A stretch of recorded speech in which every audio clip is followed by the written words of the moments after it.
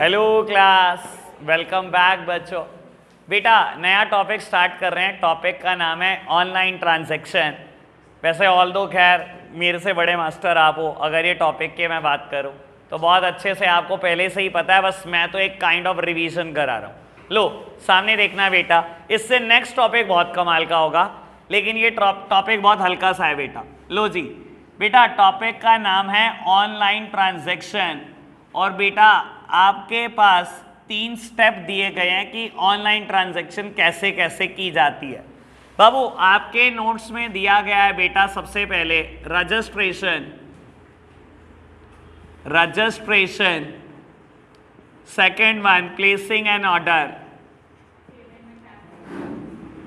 And third one is payment mechanism. लो बेटा सामने देखना मेरी तरफ आप। बाबू खैर मैं इसे थोड़ा सा हल्का सा ट्विस्ट करके समझाऊंगा, बिल्कुल आसान भाषा में। बाबू आज मान लो आप बिल्कुल न्यू यूजर हो और पहली बार कोई ऑनलाइन ट्रांजैक्शन कर रहे हो और कोई प्रोडक्ट बाय करना चाहते हो।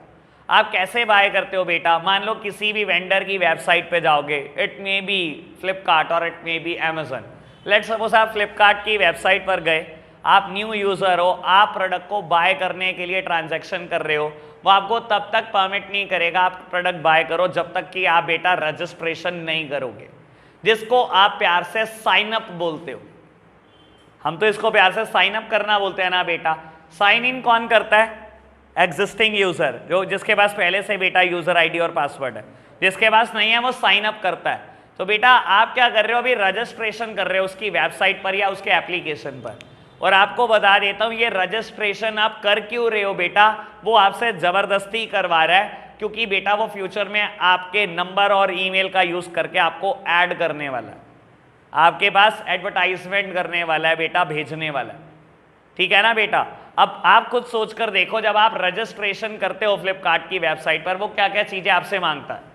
फर्स्ट नेम लास्ट नेम मांगता है, ठीक है ना। उसके बाद बेटा आपकी ईमेल आईडी, आपका फोन नंबर मांगता है बेटा। उसके बाद आपका जेंडर और आपकी एज भी मांगता है। यकीन मानना हर चीज की एक अलग रेलेवेंस है। आप बेटा इन चीजों को ध्यान से सोचते नहीं, लेकिन मैं बता रहा हूं हर चीज की अपनी रेलेवेंस है। समझाने के लिए एक बात बोलता हूं, फोन नंबर क्यों मांग रहा है? क्योंकि देख लेना बेटा, जब भी बिग बिलियन डे होगा, कोई बड़ी सेल लगेगी, फ्लिपकार्ट का मैसेज जरूर आएगा आपके पास। आएगा कि नहीं आएगा? ईमेल एड्रेस क्यों मांग रहा है? भर के आज सर्च मार के देख लेना फ्लिपकार्ट के नाम से बेटा, अगर आपने कभी साइन अप किया हुआ है तो कितनी मेल आपके पास होंगी, कितने ऐड किए होंगे। बेटा जेंडर और एज क्यों मांग रहा है? क्योंकि इंसान की प्रेफरेंसेस जेंडर और एज के हिसाब से होती हैं। यकीन मानना हमारी प्रेफरेंसेस बहुत ज्यादा एज के हिसाब से होती हैं। और अगर आपने एज ग्रुप डाला है ना 18 to 25, तो आपके प्रोडक्ट की प्रेफरेंसेस वैसी होगी। अगर आपने डाला है ना बेटा 25 to 35, प्रोडक्ट की प्रेफरेंसेस बिल्कुल अलग होंगी। अगर आपने डाला है ना एज ग्रुप 50 to 60, प्रेफरेंसेस बिल्कुल अलग होंगी। आपको ये बात बता देता हूं, आज नोटिस कर लेना बेटा, जितने भी यंग यूथ होते हैं ना, या बेटा छोटे बच्चे होते हैं, उनका कोई भी प्रोडक्ट आता है ना, बड़े ब्राइट कलर्स में आता है, फ्लोरेसेंट कलर जिनको आप बोलते हो। ठीक है ना बेटा? येलो, रेड, अगर बात करूं मैं पिंक, ग्रीन, ब्लू, ऐसे कलर आते हैं। देखा है कभी? नोटिस करना इस चीज को। और जिन भी चीजों का जिन भी एज ग्रुप बेटा 50 to 60 है, उनके लिए जो कलर आते हैं, वाइट, ब्लैक, ब्राउन, ग्रे। जिंदगी उजड़ा चमन, सब कुछ उजड़ चुका है, ठीक है ना। बस यही रंग बचे हैं जिंदगी में, बाकी सब जा चुके हैं। और यकीन मानना बेटा पसंद भी वही आता है उस एज ग्रुप में। मानते हो बेटा? एज ग्रुप बड़ा इंपॉर्टेंट रखती है, बड़ा इंपॉर्टेंट मुद्दा है। आपका जेंडर बड़ा इंपॉर्टेंट मुद्दा है उनके लिए। तो जो रजिस्ट्रेशन करा रहे हैं ना, और बेटा जो डिटेल मांग रहे हैं, हर डिटेल की अपनी रेलेवेंस है। समझ आई बात? तो रजिस्ट्रेशन कर दिया जी आपने, कुछ डिटेल डाली, साइन अप हो गया जी, रजिस्ट्रेशन हो गया। देन बेटा you start placing an order. और बेटा ऑर्डर प्लेस करने को हम प्यार से बोलते हैं हमारी भाषा में ऐड टू कार्ट। पता है आपको बेटा? ठीक है ना। वैसे कार्ट क्या होती है बेटा? कार्ट बेसिकली आप बोल सकते हो, जब हम किसी सेल्फ सर्विस आउटलेट पे जाते हैं ठीक है ना। जब हम किसी सेल्फ सर्विस आउटलेट पे जाते हैं, जस्ट लाइक आप बोल सकते हो वी मार्ट पर आप जाते हो, तो बेटा अगर आपको बल्क में सामान खरीदना होता है आप ट्रॉली ले लेते हो, वही कार्ट होती है, उसी को कार्ट बोलते हैं। इलेक्ट्रॉनिकली वो दिखाई नहीं देती, ठीक है ना। लेकिन हम अगर हमें प्रोडक्ट बाय करना है तो हम पहले अपनी कार्ट में एंटर करते हैं कि मैं ये बाय करना चाहता हूँ, ठीक है ना बेटा। तो placing an order simply means add to the cart. आपने प्रोडक्ट, 4 प्रोडक्ट, लेट्स सपोज की कोई मोबाइल की एसेसरी आपने मंगानी है, ईयरपोर्ट्स आपने कार्ट में एंटर करे। आपको बेटा कुछ और मंगाने हैं, लेट्स सपोज के रिस्ट बैंड जिम के लिए, आपने रिस्ट बैंड को एंटर करा बेटा। आपको कैप मंगानी है, कैप एंटर करी। आपका बेटा कार्ट में 3 प्रोडक्ट ऐड हो चुके हैं बेटा, और टोटल बिल वो शो कर रहे हैं, कुछ भी समझ लो 5600 लेट्स सपोज, ठीक है जी। तो बेटा placing an order simply means adding to the cart, product cart में एंटर हो चुका है।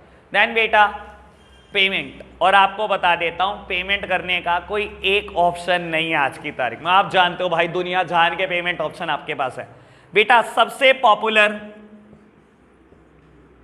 कुछ बात ही नहीं है भाई, मुद्दा ही नहीं है, COD, cash on delivery facility. आप बताओ बेटा वो पहली कंपनी जो COD फैसिलिटी इंडिया में लेकर आई थी उसका नाम क्या है? गधों का कोई इलाज है नहीं, धरती पे भी नहीं है, ठीक है ना बाबू, फ्लिपकार्ट। Amazon के बेटा वर्ल्ड वाइड ये वेबसाइट चलती थी, किसी भी जगह पे COD का ऑप्शन नहीं था।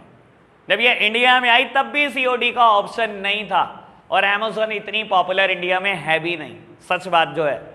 फ्लिपकार्ट आई, सनी बंसल बिनी बंसल 2 भाइयों की कंपनी है बेटा। उन्होंने पहली बार इंडियंस को, क्योंकि इंडियन ऑनलाइन शॉपिंग से डरते थे बेटा, उन्होंने बेटा इंडियंस ताकि फैमिलियर हो ऑनलाइन शॉपिंग के से डरे ना बेटा, उसने COD फैसिलिटी ऑफर करी। और उसको देखते देखते बेटा Amazon ने बाद में इंडिया में ऑफर करी, कहीं और ऑफर नहीं कर रखी, सिर्फ इंडिया में ही ऑफर कर रखी है, ये भी बता देता हूं आपको। खैर छोड़ दो, COD पता है बेटा, मुझे तो कुछ नहीं बोलना COD में, कैश ऑन डिलीवरी, इससे सिंपल टर्म क्या ही हो सकती है बाबू। सेकेंड पेमेंट ऑप्शन है, अब बहुत सारे हैं, चलो खैर एक एक करके पढ़ाने तो सारी हैं, चेक। ऑल्दो बता देता हूं बेटा, NCERT से आज तक नहीं हटाया, मैं तो समझा दूंगा, लेकिन अगर रियलिटी में अगर आज आप खोलकर देख लो फ्लिपकार्ट और Amazon तो ये ऑप्शन देता नहीं। बता देता हूं ये बहुत पुरानी बात है, कुछ अप्रॉक्स 7 to 8 ईयर्स, 7 से 8 साल पहले तक देता था ये ऑप्शन चेक का। लेकिन चेक के साथ ना एक शॉर्ट कमिंग है, पहले शॉर्ट कमिंग समझ लो तो आपको ये भी समझ में आ जाएगा ये ऑप्शन हटा क्यों दिया गया। बाबू अगर आपने पेमेंट ऑप्शन में सेलेक्ट करा चेक, तो इससे क्या होता था बेटा, डिलीवरी चार्जेस डबल हो जाते थे, कंपनी परेशान हो जाती थी, इसलिए कंपनी ने ऑप्शन हटा दिया। क्या होता था, आपने चेक सेलेक्ट करा, कुरियर बॉय पहले आपके घर आएगा, चेक लेकर जाएगा, फिर चेक कंपनी अपने बैंक अकाउंट में लगाएगी, अगर चेक क्लियर हुआ तो वो प्रोडक्ट देने आएगा दोबारा आपके घर। तो 2 बार आना पड़ता था उसको, डिलीवरी चार्जेस डबल हो जाते थे, प्रोडक्ट ऑटोमेटिकली महंगा हो जाता था। कंपनी ने ऑप्शन एलिमिनेट कर दिया 7 से 8 साल पहले। ये ऑप्शन मैं नहीं मानता 6 महीने भी रन किया हो, 6 महीने के बाद ही कंपनी को समझ में आ गया यार ये तो बहुत नुकसान है, इसे हटाओ, तो ये हट गया भाई, ठीक है। लेकिन आज तक बुक से नहीं हटा हमारी, ठीक है ना, हार्ड लक है हमारा, हम कर क्या सकते हैं बेटा। Third one is net banking, E banking लिख दो, नेट बैंकिंग तो पता ही है बेटा, ये चर्चा बैंकिंग में ही मैं खत्म कर चुका हूं, इसके एडवांटेज सब कुछ पढ़ा है हमने, मैं नहीं बता रहा। Fourth one is debit card credit card, सारी चर्चा याद होगी बेटा डेबिट कार्ड क्रेडिट कार्ड पे, आज ही तो फायदा उठा रहा हूं मैं इस चीज का, ठीक है ना बाबू। Debit card is more or less a prepaid SIM, याद है आपको मैंने इसे समझाया था, पहले रिचार्ज कर लो और फिर यूज कर लेना। सेम बात, पहले बैंक अकाउंट खुलवा लो, पैसे जमा करा लो, बाद में यूज कर लेना क्रेडिट कार्ड से। And credit card is more or less a postpaid SIM, postpaid SIM में क्या करते हैं, पहले इस्तेमाल करो, महीने के बाद बिल आएगा बेटा दे देंगे, ठीक है ना बेटा। और बाबू क्रेडिट कार्ड में क्या होता है, ऐसे ही तो होता है बेटा, पहले स्वाइप कर लो, शॉपिंग करनी है कर लो बेटा, बिल आएगा महीने के बाद दे देना। और मैंने आपको बताया था महीना क्या बेटा 55 दिन में बैंक को देना होता है, मैंने वीडियो नहीं भेजी ना आज तक आपको, भेजी थी, भेजी थी, चलो खैर हाँ भेजी थी शायद मेरे घर, हाँ ठीक है ठीक है ठीक है, 55 दिन में 555 रास्ते निकल ही जाते हैं, हमको पता ही है, ठीक है ना जी। खैर बात ओके है बेटा, debit card and credit card. बेटा last one is digital cash. बेटा ऑल्दो हमारे टाइम में तो टीचर को एग्जाम्पल भी नहीं देना आता था डिजिटल कैश क्या होता है, पर हमें क्या टेंशन है आज की तारीख में। मेरे टाइम में होता था, टीचर को पता नहीं होता था भाई डिजिटल कैश क्या होता है। और एनसीईआरटी ने तो ऐसी ऐसी गणित लिखी हुई है, मुझे तो समझ नहीं आता भाई ये कहाँ से आते हैं ऐसे लोग। ये पता है क्या बोलते हैं, डिजिटल कैश क्या होता है, बैंक जाओ कैश लेकर, बैंक आपको न्यूमेरिक डिजिट इशू करता है कोई, आप वो न्यूमेरिक डिजिट डालो ऑनलाइन पेमेंट में तो उनके खाते में पैसे हो जाते हैं। भाई ये कौन सा गणित समझा रहे हो हमें। पेटीएम, गूगल पे, फोन पे, कोई भी भीम यूपीआई, ये सब डिजिटल कैश है। आपको क्या समझाना, हमारी टाइम में होती थी असली परेशानी तो भाई, ठीक है ना। टीचर को समझ नहीं आता था, टीचर उठ पटांग हो जाता था, हम सर पकड़ते थे ये क्या बता रहा है भाई, ऐसा कब से होने लगा, बैंक तो ये काम कभी करता ही नहीं। ऑल ओके, बताओ इसमें कुछ रिपीट करना हो, रजिस्ट्रेशन या प्लेसिंग एन ऑर्डर या पेमेंट मैकेनिज्म में बेटा मुझे कुछ रिपीट करना है तो। ऑल्दो बेटा मैं बोलता हूँ कि लगभग सारी चीज़ों का डिस्कशन हमने एक जगह पर बैंकिंग ई बैंकिंग में किया हुआ है, ठीक है ना। ये बड़े आगे तो बड़ा सिंपल सा टॉपिक था, पेपर में आना नहीं चाहिए, इतनी आसान बातें थोड़ी आएंगी, ठीक है ना बेटा। ये तो ऐसे ही करा दिया, मेरा मन कर रहा था मैंने करा दिया, आएगा नहीं, ठीक है ना। जब बहुत अच्छे इंसान कर्म कर लेता है बेटा तब आ जाता है पेपर में, आपको पता लग ही जाएगा हवेली देते ही बेटा कैसे हैं। चलो जी बेटा, चलो आगे बढ़ते हैं बेटा। नेक्स्ट टॉपिक स्टार्ट होता है safety and security transaction E business risk. ये टॉपिक का नाम बेटा, टॉपिक का नाम है ई बिजनेस रिस्क। मुझे पेपर बनाना हो तो बेटा ये पेपर में दिखाई देना शुरू हो जाएगा। और एनसीईआरटी में जितनी बात लिखी है अगर मैंने उतनी कर ली तो आपको मजा ही नहीं आएगा टॉपिक पढ़ने में। मजा तब आएगा बेटा जब मैं इधर उधर का सारा ज्ञान इकट्ठा कर दूंगा। अब बस यही टॉपिक खत्म होगा आज, और कुछ नहीं होगा, ठीक है जी। इसमें टाइम लगाएंगे अच्छा खासा, 45 मिनट खर्चने वाला हूँ। तो बेटा ई बिजनेस में क्या क्या रिस्क हैं, और बहुत सारे रिस्क हैं बेटा। एक दिन में थोड़ा सा शुरू भी हो गया था, फिर मैंने अपने आप को लिमिट करा। आज बेटा पूरा खुल के वार करेंगे आज। चलो जी बेटा, पहला रिस्क ट्रांजैक्शन रिस्क। 3 रिस्क हैं बेटा, ये ध्यान रखना बेटा। पहला रिस्क लिखा गया ट्रांजैक्शन रिस्क, या आप ट्रांजैक्शन रिलेटेड रिस्क बोलो। आपको बता देता हूं बेटा, बिना हेडिंग के हमने नहीं चिपकाने। अगर आप देखोगे तो आपकी बुक में ना शायद 3 बुलेट्स बनी होंगी बेटा। ट्रांजैक्शन रिस्क में 3 बुलेट्स बनी हुई हैं बेटा। आपको ये भी बता देता हूं बेटा, एक मिनट मेरी तरफ देखो, ऐसे करके 3 बुलेट बनी हुई है बेटा। और बुलेट में ना सबसे जो लास्ट वर्ड है बेटा, हर बुलेट के लास्ट में जो वर्ड है वो ना कुछ इटैलिक्स में है, मतलब उनका फॉन्ट बदला हुआ है, इटैलिक्स में थोड़ा सा टेढ़ा लिखा हुआ है, ठीक है ना। फॉन्ट बदला हुआ है, हर बुलेट का आखिरी के 3-4 वर्ड, ठीक है ना। ये हमने पेपर में हेडिंग बनानी है, सामने देखना। ट्रांजैक्शन रिलेटेड रिस्क पहली हेडिंग, इसमें भी 3 अलग अलग हेडिंग। ट्रांजैक्शन रिस्क भी 3 तरीके के हो सकते हैं। पहला है बेटा default on order taking giving, second one is default on delivery, third one is default on payment. देख लो ऐसे ही है ना, इटैलिक में लिखा हुआ, ठीक है ना, समझे। सामने देखना, ये तो कोई भी समझा देगा यार ये क्या है, जो नहीं लिखा हुआ मजा तो उसका है ना। लो सुनो बेटा, लिखा हुआ है default on order taking giving, पहले में लिखा हुआ है बेटा। और आपको पता है ये परेशानियां आती थी पुराने जमाने में, कुछ ज्यादा आती थी, अब कम हो गया। कहता है डिफॉल्ट आ रहा है किसमें, या तो ऑर्डर देने में या बेटा ऑर्डर लेने में। और कई बार ऐसा होता है, देखो बेटा होता क्या है, कस्टमर ने कॉल लगाई, सर टोल फ्री नंबर पे मेरे को प्रोडक्ट ऑर्डर करे हुए 20 दिन हो गए, प्रोडक्ट नहीं आया। अच्छा आप अपना रेफरेंस नंबर बताना, ये सर मेरा रेफरेंस नंबर है। ये तो रेफरेंस नंबर एग्जिस्ट ही नहीं कर रहा, आपने कब प्रोडक्ट ऑर्डर करा। बेटा सेलर डिनाई कर देता था कि आपने तो प्रोडक्ट ऑर्डर ही नहीं करा। और बेटा कई बार कस्टमर डिनाई कर देता है कि मैंने कब प्रोडक्ट ऑर्डर करा। घर पर खड़ा होता है कुरियर बॉय प्रोडक्ट लेकर, कस्टमर डिनाई कर रहा होता है। और होता है बेटा, लोग बहुत मस्ती लेते हैं कि नहीं लेते, ठीक है ना, चुल है हमारे को, कोई और तो बात करता नहीं, चल कस्टमर केयर पे ही बात कर ले। यार ऐसा ही नहीं है क्या, ठीक है ना। पुराने हमारे जमाने में तो हमारे दोस्त यही करते थे, यार कोई बात तो करता नहीं, 1 to 1। चलो एयरटेल पे बेटा फीमेल एग्जीक्यूटिव से ही बात कर लो, क्या चाह रहा, ठीक है ना बेटा, ठीक है ना अंश, ठीक है ना। लड़की का चक्कर बाबू भैया, ये बहुत माड़ा चक्कर। हाँ जी हाँ जी, तो सर ऐसे ही करते थे ना भाई, कोई बात तो करता नहीं, अब ऐसे ही बात कर लो। तो बेटा कस्ट, ये काम रियलिटी में होते हैं और अभी भी कुछ ना कुछ तो होते ही हैं बेटा। Default on order taking giving, कई बार सेलर डिनाई करता है आपने ऑर्डर प्लेस नहीं करा, और कई बार कस्टमर डिनाई कर देता है कि मैंने कब ऑर्डर प्लेस करा। कुरियर बॉय घर के बाहर खड़ा रहेगा, आप कहोगे मैंने तो ऑर्डर प्लेस ही नहीं करा, सारा आपका नाम है, एड्रेस आपका है, मना कर दोगे आप। होता है बेटा। तो ये पहला ट्रांजैक्शन रिलेटेड रिस्क है। हर चीज का सॉल्यूशन निकलेगा, घबराना नहीं।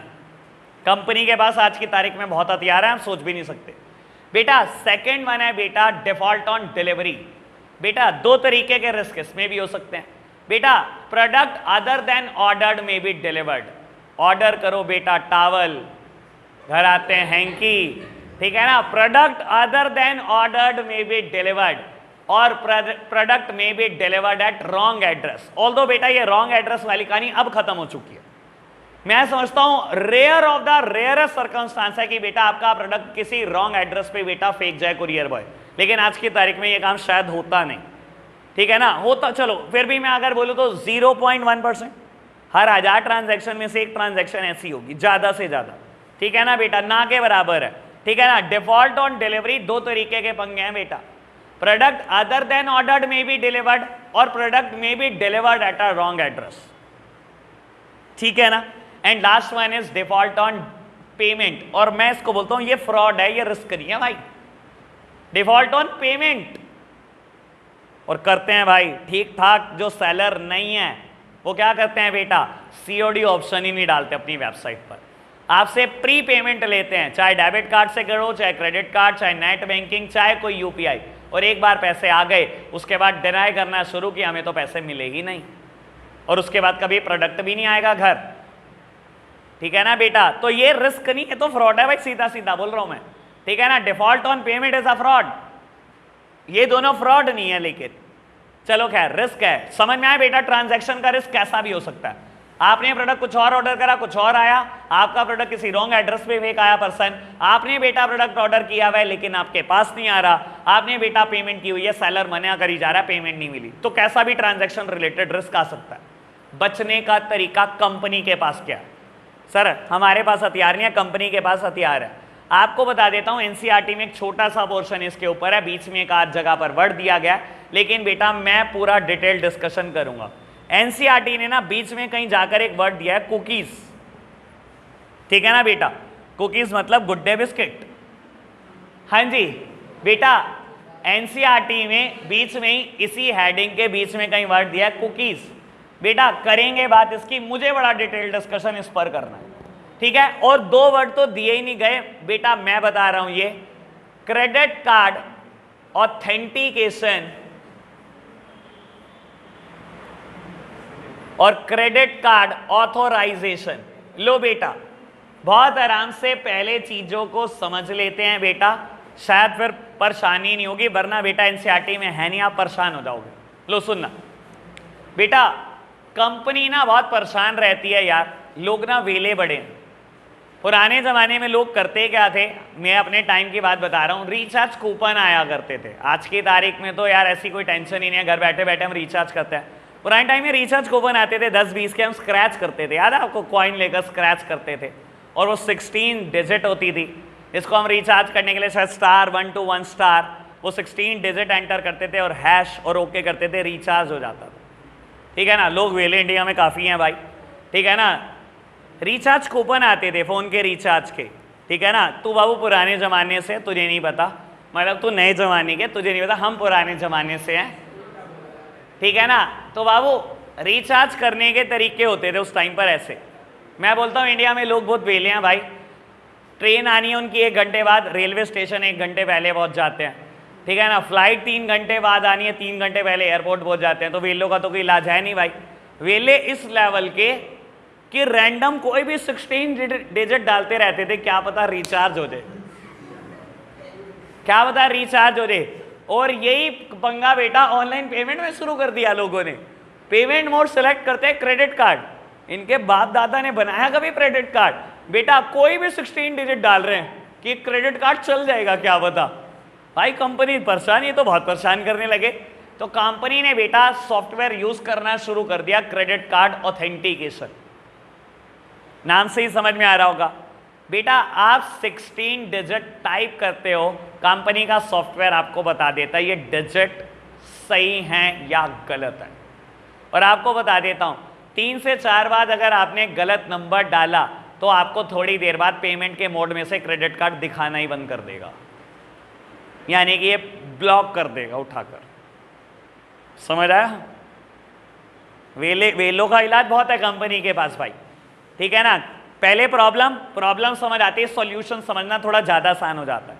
Second one is credit card authorization. ये सॉफ्टवेयर क्या है बेटा? मान लो बेटा किसी इंसान के पास क्रेडिट कार्ड है और मान लो बेटा उसकी लिमिट है क्रेडिट कार्ड की 50,000 लेट्स सपोज, ठीक है। और बेटा मैं बोलता हूं 15 दिन पहले ही उसने एक 50,000 का लैपटॉप खरीदा है क्रेडिट कार्ड से, यानी कि उसकी लिमिट एग्जॉस्ट हो चुकी है, खाली हो चुकी है। अब तब बेटा 50,000 की लिमिट मिलेगी उसको जब वो बैंक में 50,000 जमा कर देगा, ठीक है। अब हुआ क्या बेटा, 15 दिन के बाद वो शॉपिंग कर रहा है, शॉपिंग का मस्ती कर रहा है बेटा, ऑनलाइन बैठा वैसे ही उसने एक प्रोडक्ट 5,000 का बेटा कार्ट में एंटर करा, पेमेंट मोड सेलेक्ट करा क्रेडिट कार्ड, और क्रेडिट कार्ड का सही नंबर डाल दिया अपने क्रेडिट कार्ड का। क्या ये पहला सॉफ्टवेयर उसको पकड़ पाएगा? नहीं, क्योंकि उन्होंने नंबर तो सही एंटर करा। सेकेंड सॉफ्टवेयर में फंस जाओगे। क्रेडिट कार्ड ऑथोराइजेशन सॉफ्टवेयर बेटा कंपनी को यह बता देता है कि पर्सन के क्रेडिट कार्ड की लिमिट कितनी बची हुई है अभी, और अगर परेशान करने के लिए आप बार बार डाल रहे हो तब भी बेटा 4 बार के बाद 3 बार के बाद दिखाना बंद कर देगा। समझ आई बात? दोनों बातें समझ आई? क्रेडिट कार्ड ऑथेंटिकेशन आपका नंबर वेरीफाई करता है क्रेडिट कार्ड का, क्रेडिट कार्ड ऑथोराइजेशन आपके बेटा क्रेडिट कार्ड की लिमिट चेक करता है। Okay Ayush, last one cookies. ये बड़े मजेदार चीज है, बहुत ही मजेदार चीज बेटा। अगर मैं बोलूं आज की तारीख में कंपनी के पास सबसे बड़ा हथियार क्या है, ये अगर ये हटा दो तो सब खत्म है बेटा। कुकीज क्या करती है? कुकीज आपकी ट्रांजैक्शन हिस्ट्री रिकॉर्ड करती है। कुकीज आपकी ट्रांजैक्शन हिस्ट्री रिकॉर्ड करती है, और यकीन मानना ये कंपनी के लिए सबसे इंपॉर्टेंट चीज में से एक है। मैं इसके ऊपर 10-12 एग्जांपल दे सकता हूं, पहले एक एग्जांपल से शुरू करता हूं बेटा। एक इंसान ने प्रोडक्ट कार्ट में एंटर करा, पेमेंट का अमाउंट सेलेक्ट करा, COD, घर प्रोडक्ट पहुंच गया, उसने मना कर दिया जी मैंने तो ये प्रोडक्ट कभी ऑर्डर ही नहीं किया। कुरियर बॉय वापसी गया, डिलीवरी चार्जेस कंपनी को पे करने पड़े अपनी जेब से। एक बार हुआ, दोबारा उसने 2-3 महीने बाद यही करा, तिबारा उसने फिर करा ये काम, चौथी बार COD गायब हो जाएगा। कैसे बेटा? कुकीज आपकी ट्रांजैक्शन हिस्ट्री को रिकॉर्ड करता है। कंपनी को पता लगता रहता है अच्छा इसने एक बार, ये it is just like a caller ID phone. पुराने जमाने में लैंडलाइन फोन होते थे, कॉलर ID बेटा पता लगता था बेटा किसने कितनी कॉल हिस्ट्री आती थी, वो हमारे लिए नई चीज होती थी बेटा। लैंडलाइन फोन में जब कॉल हिस्ट्री आई थी, आज की तारीख में फोन में तो 1 महीने की कॉल हिस्ट्री जान लो भाई, ठीक है ना। तो बेटा ये आपकी ट्रांजैक्शन हिस्ट्री है। कुकीज कंपनी को बताता रहता है अच्छा इस इंसान ने पहले भी ये काम कर रखा है, 2 बार कर रखा है, 3 बार, तीसरी बार में तो बेटा COD साफ हो जाएगा। ट्रांजैक्शन हिस्ट्री रिकॉर्ड करता है, हर ट्रांजैक्शन हिस्ट्री। दूसरे काम की बात, जो चीज आप अपनी डेली लाइफ में नोटिस करते हो, बड़े काम की बात बता रहा हूं बेटा। आपको बेटा स्पोर्ट्स शूज चाहिए, आपने बेटा फ्लिपकार्ट या अमेजोन पे लिखा Nike sports shoes, sports shoes सामने आए 4,999, 5,999, 6,500, 6,499, आपने 10-12 शूज देखे, एक पे बेटा आपने क्लिक करा, कार्ट में एंटर करा, और कार्ट में एंटर करके आपने कहा चलो ठीक है शाम को रात को फादर से कंफर्म करके पेमेंट कर दूंगा। आपने क्या करा, कार्ट में एंटर करके छोड़ दिया या बैक कर दिया। 5 मिनट बाद आपने इंस्टाग्राम खोला, पहला पुश ऐड उसी नाइकी के शूज का हुआ है। मैं तो मान ही नहीं सकता ना हुआ हो किसी के साथ ऐसा, मैं मान ही नहीं सकता किसी के साथ ऐसा हुआ हो। थोड़ी देर बाद डिस्काउंट भी दे देंगे उसी शूज पे, आज नहीं देंगे तो कल या परसों दे देंगे अगर आप ऑर्डर नहीं करोगे तो बेटा। अगेन ये काम किसने करा, ये कंपनी को कैसे पता लगा बेटा? कुकीज ट्रांजैक्शन हिस्ट्री रिकॉर्ड कर रहा है, और वही पुश ऐड आएगा। मैं आपको एडवांस बता रहा हूं बेटा, फेसबुक चला के देख लेना 5 मिनट, अभी करके देख लेना चाहिए बैच के बाद, 5 ही मिनट बाद ऐड आ जाएगा बेटा आपकी फेसबुक और इंस्टाग्राम पर। यूट्यूब चला के देख लेना, वही ऐड आएगा, 100% वही ऐड आएगा जो आपने बेटा देखा है प्रोडक्ट, ठीक है ना बेटा। अगेन ये काम करता कौन है बेटा? कुकीज करता है बेटा। और आपको बता देता हूं बेटा, कुकीज की वजह से मोहल्ले के मोहल्ले बैन हो जाते हैं कई बार। आपने शायद कहानी सुनी हो शायद हिस्ट्री में बेटा, एक पर्टिकुलर जगह के लोग, खैर मेरे को ऐसे कुछ मोहल्ले का नाम याद नहीं है, एक पर्टिकुलर जगह के लोग बहुत परेशान थे भाई, ठीक है ना, कि ई बिजनेस बहुत बढ़ रहा है, हमारी दुकानों पे काम नहीं है। तो उस जगह के सारे लोगों ने यूनियन बनाई बेटा, 100-200 लोग मिल गए, अपनी दुकानों से प्रोडक्ट, सबने मतलब फ्लिपकार्ट से प्रोडक्ट ऑर्डर करा, COD सेलेक्ट करा, सबके यहाँ पर प्रोडक्ट आया और किसी ने भी डिलीवरी नहीं ली। कंपनी के इन्होंने 3 से 4 बार डिलीवरी चार्जेस, 200 लोगों ने मिलकर बहुत परेशान करके डिलीवरी चार्जेस ठुकवाते रहे कंपनी को। कंपनी ने पूरे के पूरे मोहल्ले का COD बैन कर दिया। सुनिए आपने ऐसी हिस्ट्री में कहानी? आपने तो सुनी नहीं बेटा, नुमेश के उनके साथ भी हुआ हुआ ऐसा तो, ठीक है ना। हाँ, मेरे को भी एक दिन बड़ा गुस्सा आया कैंपी होने पर, ठीक है ना, याद है भाई? हाँ, सेल, फ्लिपकार्ट की बिग बिलियन डे सेल लग रखी थी, ठीक है ना, और यही फोन जिससे शूट कर रहा था मैं, ठीक है ना, S9H, ठीक है ना, S9+H फोन का नाम है, ठीक है ना। ये शायद सेल में 25 का था, और अगर आप COD सेलेक्ट करोगे, नहीं COD शायद 25 था और प्री पेमेंट महंगी थी इसकी, शायद 26-27 थी, तो मैंने COD सेलेक्ट करा, नहीं प्री पेमेंट, पता नहीं कुछ ऐसे ही हुआ था, मैंने प्री पेमेंट करी और कंपनी ने क्या करा, मेरे पैसे रोक लिए, कह रहे कि इस जगह के लोग डिलीवरी नहीं लेते, बाद में वापसी कर देते। मेरे पेमेंट इन्होंने 30 दिन फंसा के रखी, 30 दिन के बाद सेल हट उठा गई, मुझे पे करके ये महंगा ही फ़ोन खरीदना पड़ा, शायद 3 से 4 हज़ार का मुझे नुकसान हुआ। बेटा पूरा पूरा एरिया साफ कर देते हैं ये, अगर एक एरिया से 4 या 5 गड़बड़ भी मिल जाए तो पूरे पूरे एरिया साफ हो जाते हैं। और कंपनी अगेन ये बेटा कैसे डिटर्मिन करती है बेटा, थ्रू कुकीज़ ओनली। ये बहुत बड़ा हथियार है कंपनी के पास आज की तारीख में। कुकीज़ नहीं मतलब बेटा कंपनी के हाथ कटे हुए, सिंपल सी बात।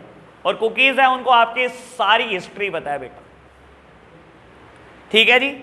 बड़े आगे बेटा बाबू, सेकेंड रिस्क है बेटा क्या adding, data transmission and storage risk. लो प्यारे बच्चों सामने देखना, data transmission and storage risk. लो प्यारे बच्चों सामने देखना बेटा, बाबू ट्रांसमिट समझते हो,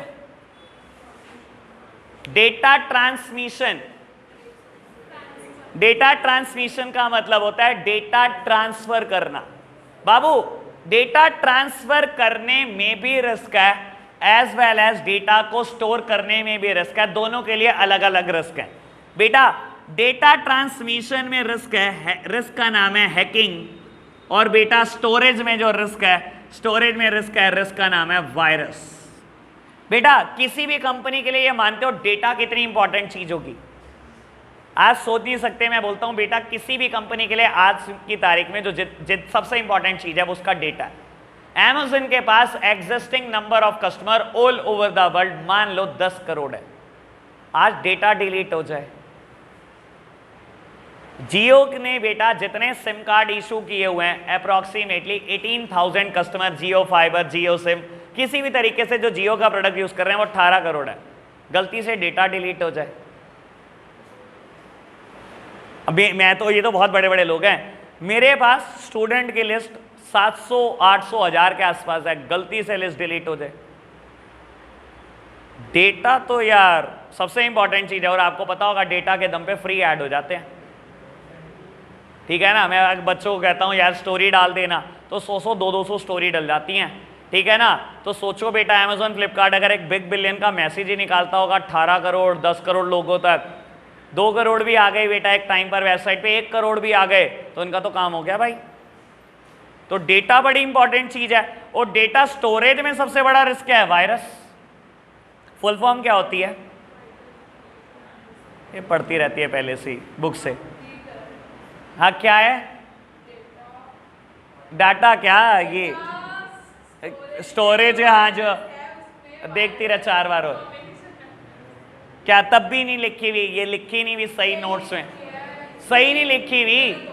ये लो सामने देखना बेटा, वायरस की फुल फॉर्म क्या है, vital information resource under seize.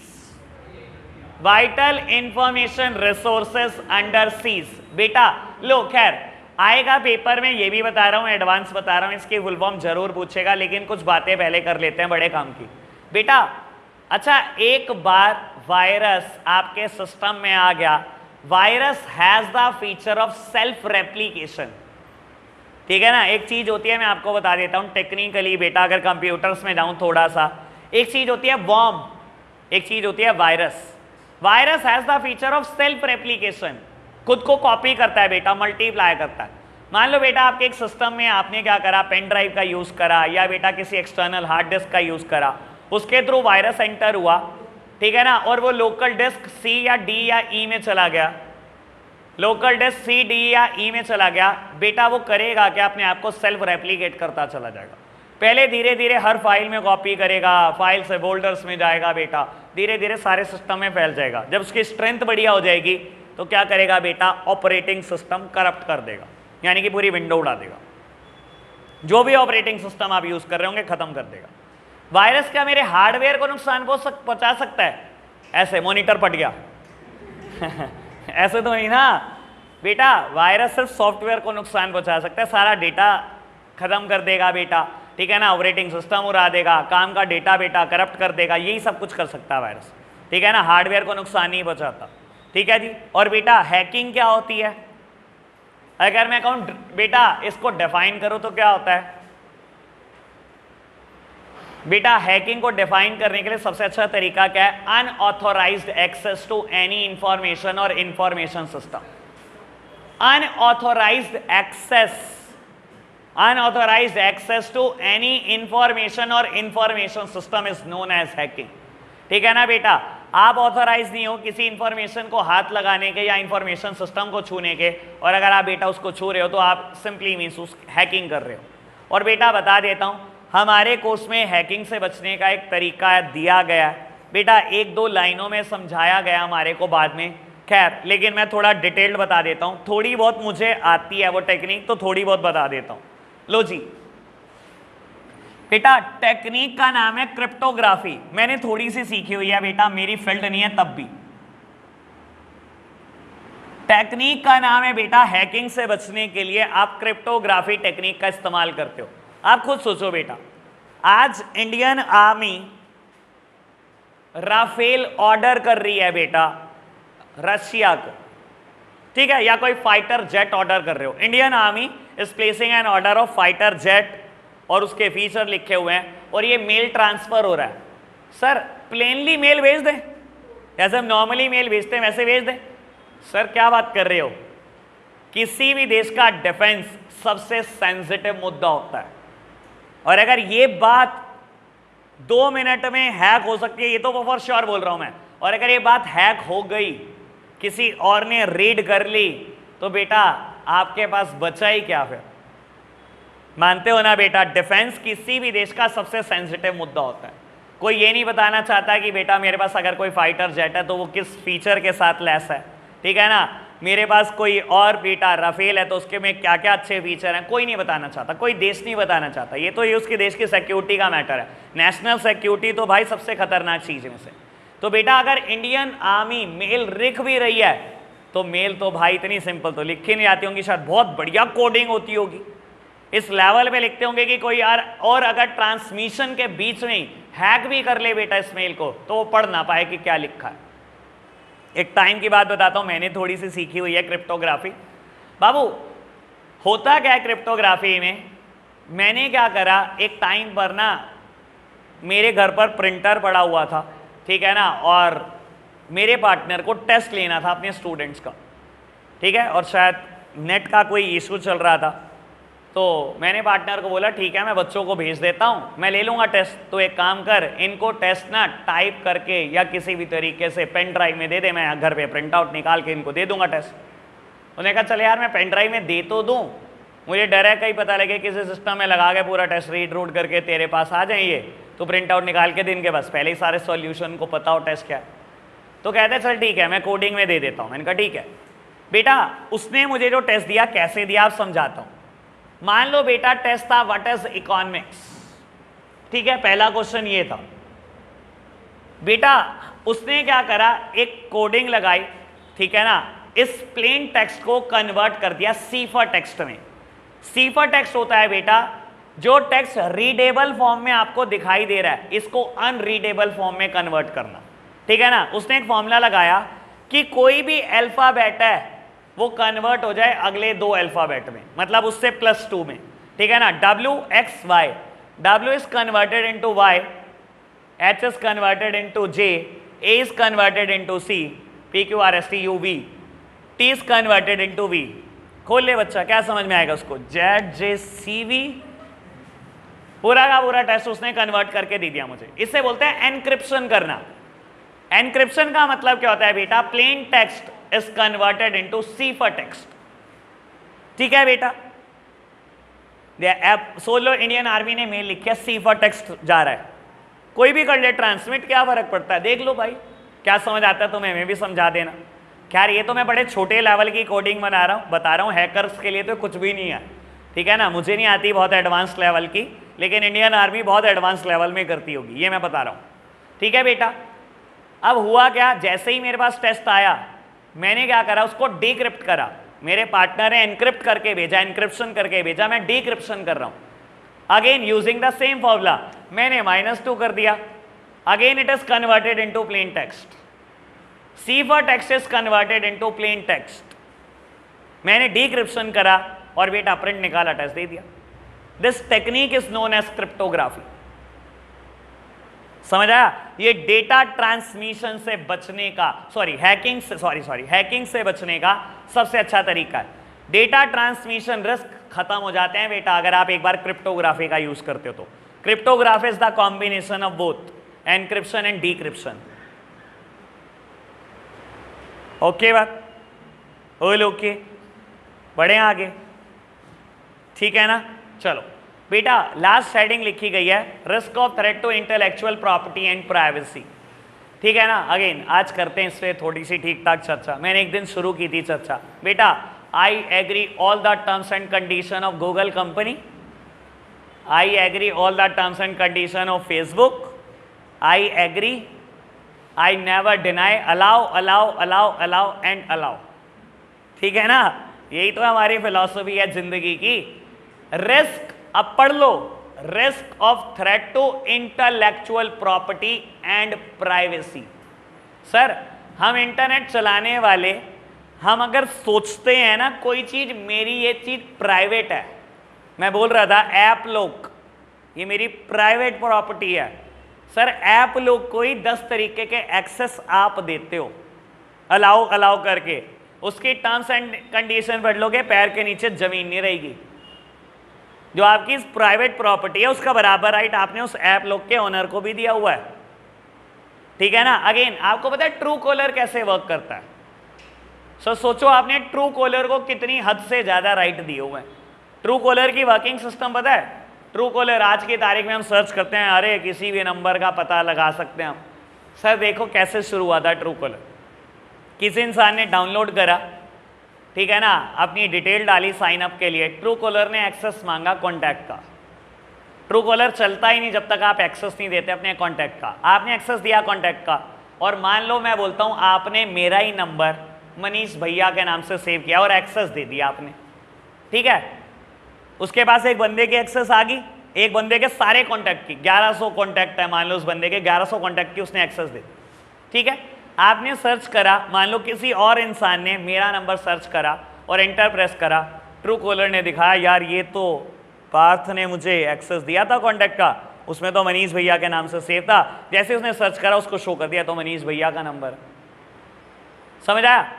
और मान लो मैं बोलता हूं आप सबने अभी ट्रू कॉलर डाउनलोड करा और सबने एक्सेस दे दिया बेटा अपने कॉन्टैक्ट का ट्रू कॉलर को, और मेरा नंबर सबके फोन में सेव है, किसी के फोन में मनीष भैया, किसी के फोन में सीए मनीष, किसी के फोन में सीए मनीष कालरा, ज्यादा जिस नाम से सेव है वो उसको बताता है।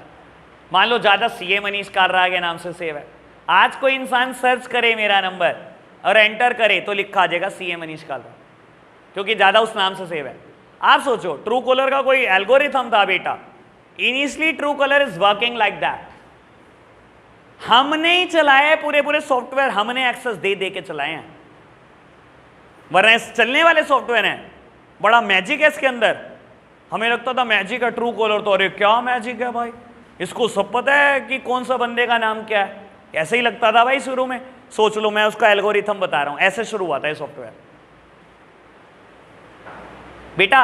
अच्छा, एक बात और बोलता हूं, इंटरनेट पे कोई चीज प्राइवेट अगर आपको लगता हो, मेल आईडी किस किस के पास है? अपनी ईमेल आईडी। अच्छा, जैसे आप अभी तो आप स्टूडेंट एज में हो, ईमेल की इतनी जरूरत नहीं पड़ती, बस वो प्ले स्टोर के लिए पड़ती है हमारे को, ठीक है ना, वो डाउनलोड नहीं करने देता कुछ, वैसे थोड़ी पड़ती है, ठीक है ना भाई, मेरे को तो पड़ती है। बिजनेस, जब आप बिजनेस यूज में आ जाओगे ना बेटा, बिजनेस करने लगोगे तो भाई ईमेल की जरूरत पड़ने लगेगी, बहुत सारे डॉक्यूमेंट इधर उधर जाएंगे, क्योंकि बेटा in email is a formal way, बाकी सब इनफॉर्मल वे हैं। कोर्ट व्हाट्सएप को बेटा कोई एविडेंस नहीं मानता, कोर्ट बेटा आपके मैसेंजर पे भेजे गए कोई डॉक्यूमेंट को बेटा प्रूफ नहीं मानता, प्रूफ ईमेल पे भेजा गया डॉक्यूमेंट जरूर है, ईमेल की वैलिडिटी है, बाकी चीजों की वैलिडिटी नहीं होती। तो बिजनेस करने वाला कोई भी इंसान, समझदार इंसान, व्हाट्सएप पे नहीं बेटा प्राइवेट डॉक्यूमेंट भेजे करते, बिजनेस डॉक्यूमेंट कभी व्हाट्सएप पे नहीं जाते। आप एक बात बताओ, किसी कंपनी को आपने जॉब के लिए अप्लाई करना है, रिज्यूमे दोगे, व्हाट्सएप पे दोगे, ईमेल पे दोगे ना, मानते हो ना, फॉर्मल तरीका मेल है। आपने ईमेल किसी को दिया आज तक? अपनी कितने दोस्तों को दिया जिन्होंने अच्छी अच्छी मेलें करी हैं आपको? किसी को भेजी है आज तक मेल? भेजी है? दिए किसी को ईमेल एड्रेस? आज इनबॉक्स खोल के देख लेना, 1000 से ज्यादा एसएमएस पड़े होंगे। आज इनबॉक्स खोल के देख लेना, 1000 से ज्यादा मेल आपके पास आई होंगी। मैं सोचता हूं अगर हमने किसी को मेल नहीं दी तो 1000 मेल है, तो इंटरनेट पे आपको क्या लगता है कोई चीज सेफ है? आपका ईमेल एड्रेस कैसे पहुंचा किसी के पास? सर सोचो तो सही, इन चीजों पे दिमाग लगाओ। आपका मेल एड्रेस गया कैसे किसी और के पास जब आपने दिया ही नहीं आज तक किसी को भी? सर मैं नहीं मान सकता सर, मैं मान ही नहीं सकता। अगर आपकी 3 ये हो सकता है अनरीडेबल फॉर्म में हो, बाकी रीड क्यों, लेकिन 1000 से कम मेल नहीं होगी बेटा, अगर मेल 1 साल भी पुरानी है तो। मैं मान ही नहीं सकता भाई, मैं रोज यही देखता हूं बेटा। कोई ऐसी चीज नहीं है इंटरनेट पे जो आपको लगता हो सेफ है, कोई भी ऐसी चीज नहीं है, ठीक है ना। तो बेटा किसी भी टाइम कोई भी रिस्क अराइज हो सकता है। हम अगेन लोकेशन का एक्सेस ऐसे ऐसे सॉफ्टवेयर को दे देते हैं बेटा जिसने हमारी लोकेशन का कुछ भी नहीं करना होता। मैं आपको एग्जांपल दे रहा था, पेटीएम मेरी लोकेशन का करेगा क्या? जीपे के साथ तो बड़ा पंगा है, गूगल पे तो पेमेंट ही नहीं करने देता अगर लोकेशन ऑन ना करो बेटा, ठीक है ना। लेकिन आप सोचो तो सही, बाकी सॉफ्टवेयर जो लोकेशन मांग रहे हैं इन्होंने करना क्या है? हाँ, जूम को लोकेशन चाहिए मेरी, मतलब सर पैर भी नहीं है भाई साहब लोकेशन का एक्सेस देने का। तो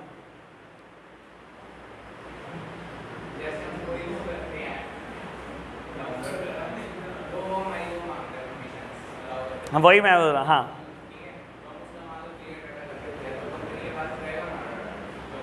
100% रहेगा। तो क्या हो गया, वो तो बार बार आपको श्योर कर रहा है, वो बेटा किसी लिटिगेशन किसी केस में नहीं फंसना चाहता, उसके पास पुराना सारा डेटा है, अगले नए डेटा के लिए वो अलाउ करा रहा है आपसे। मान ले तूने पहले अपने कॉन्टैक्ट का एक्सेस दिया, तेरे 50 कॉन्टैक्ट थे, तूने एक्सेस दे दिया, उसके पास तो डेटाबेस में तो चला गया। अब तूने डिलीट कर दिया वो ऐप, 1 साल बाद तेरे को जरूरत पड़ गई दोबारा, मान ले जूम ही था, 6 महीने तूने यूज करा, फिर डिलीट कर दिया, फिर दोबारा क्लासेस ऑनलाइन शुरू होगी, तूने दोबारा जूम डाउनलोड करा, वो दोबारा तेरे से एक्सेस क्यों मांग रहा है? हो सकता है तेरे कॉन्टैक्ट 50 के 75 हो गए हो इतने दिन में, 25 कॉन्टैक्ट बढ़ गए हो, उसको उसका भी एक्सेस चाहिए, वो क्यों छोड़ेगा? और तेरे को बता देता हूँ एक बात, ये आप सबके लिए बड़ी इंपॉर्टेंट चीज़ है, बड़ी इंपॉर्टेंट चीज़। आपने किसी कंपनी का किसी बैंक का सर्वर देखा है कभी? सर्वर समझते हो क्या होता है? ये बड़े काम की बात बताऊंगा आपको, खैर इसके पूछते पूछते मेरे दिमाग में कुछ आया कि आपको बता दिया जाए। सर्वर पता है कि आपको क्या चीज़ होती है? बेटा देखो, मैं अपने एक ऑफिस के एग्जाम्पल से देता हूँ आपको एग्जाम्पल। मेरे ऑफिस में ना एक सिस्टम को हमने सर्वर बनाया गया और बाकी सारे सिस्टम नेटवर्किंग में बेटा नॉर्मल क्लाइंट बोला जाता है इसको कंप्यूटर की टर्म में। हाँ क्यों हर्ष भाई, ठीक बोल रहा हूँ मैं? एक चीज़ होती है सर्वर, बाकी सब होते हैं क्लाइंट। मतलब आपको बता देता हूं, ये सिस्टम मेन सिस्टम है और बाकी सारे सिस्टम इससे अटैच है। और सर्वर जनरली बेटा आपके ऑफिस का सबसे तगड़ा सिस्टम होता है, सबसे हाई कॉन्फ़िगरेशन के साथ। और आपको बता देता हूं बेटा, आपको लोग एडवाइस करते हैं, इवन बेटा जितने भी लोग कंप्यूटर फील्ड से जुड़े हुए हैं, किसको हीटअप मत होने देना। बैंक में भी देखते हो बेटा, जो सिस्टम सर्वर होते हैं बैंक भी बेटा इसलिए एसीज का यूज करते हैं कि वो सिस्टम उनके हीटअप ना हो बेटा, क्योंकि सिस्टम सबसे ज़्यादा अच्छा वर्क बेटा ठंड में ही कर सकता है। गर्मी में अगर वो हीटअप होगा तो बेटा कुछ ना कुछ एरर दे सकता है वो कभी भी। ठीक है, आपको बता देता हूं, अगर आप गूगल के डेटाबेस की बात करो या सर्वर की बात करो जहां सारा का सारा डेटा स्टोर है, गूगल का डेटा आप समझ सकते हो। यूट्यूब, एक दिन में अरबों वीडियोस अपलोड होती हैं, अरबों। उसका सर्वर या किसी भी और कंपनी जिसका भी आप नाम लेना चाहते हो, XYZ, सबके सर्वर पहली बात तो एक जगह पर नहीं होते, दो दो तीन तीन सर्वर से लिंक होते हैं। एक सर्वर क्रैश भी हो गया ना तो दूसरे से ऑटोमेटिकली लिंक पकड़ के काम शुरू हो जाएगा। आप किसी बैंक का सर्वर सोच लो, स्टेट बैंक ऑफ इंडिया, एक जगह सर्वर नहीं होगा, दो तीन जगह होगा। एक सर्वर क्रैश हो गया तो स्टेट बैंक ऑफ इंडिया तो वैसे ही मर जाएगा। जिसके कस्टमर के अकाउंट में 5,000 होंगे वो कहेगा 5 करोड़ थे, ठीक है ना। नुमैश के हमारे तो ठग चोर कहेंगे 500 करोड़ थे, ठीक है ना बेटा। तो बाबू, हाँ जी, समझ आ रही है बात बेटा। तो सर्वर एक नहीं होता, पहली बात 2 से 3 4 5 भी हो सकते हैं। और सर्वर हमेशा किसी ऐसी कंट्री में होता है जो बहुत ठंडी होती है। अगर आज आप सर्च करोगे तो मोस्ट ऑफ द कंपनी का सर्वर आपको स्विट्जरलैंड में मिलेगा, सबसे ठंडी जगह, जहां बेटा उनकी कूलिंग कॉस्ट बचे। वरना इतने बड़े सर्वर को कूलिंग देना, उनके तो प्राण ही निकल जाएंगे कूलिंग देते देते। वहां टेम्परेचर ही ऐसे होता है -20, -30, -54। इससे बढ़िया क्या होगा, कूलिंग ही नहीं देनी, कुछ सारी कॉस्ट बच रही है। समझ आई बात। चलो खैर, ज्यादा हो गया आज मुझे लगता है। आज के लिए हम इतना ही रखते हैं बच्चों, बाय बाय।